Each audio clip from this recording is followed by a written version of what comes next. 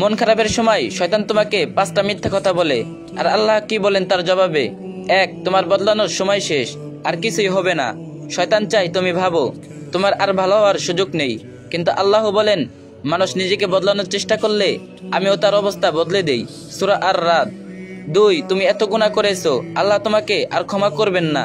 শয়তান চাই তুমি আশা হারিয়ে দাও, তওবা করা বন্ধ করে দাও, কিন্তু আল্লাহ বলেন হে আমার বান্দারা, তোমরা আল্লাহর রহমত থেকে হতাশ হয়ো না, আল্লাহ সব গুনাহ ক্ষমা করেন।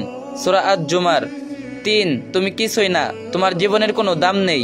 শয়তান চাই তুমি নিজেকে অমূল্য ভাবো, কিন্তু আল্লাহ বলেন আমি মানুষকে সৃষ্টি করেছি শুধু তোমার ইবাদত করার জন্য। সূরা আদ-দারিয়াত। 4. দেখো তুমি একা, কেউ তোমার পাশে নেই। শয়তান চাই তুমি নিজেকে একাকী মনে করো, কিন্তু আল্লাহ বলেন কষ্টের সাথে সাথেই আসে শান্তি। সূরা আশ-শারা।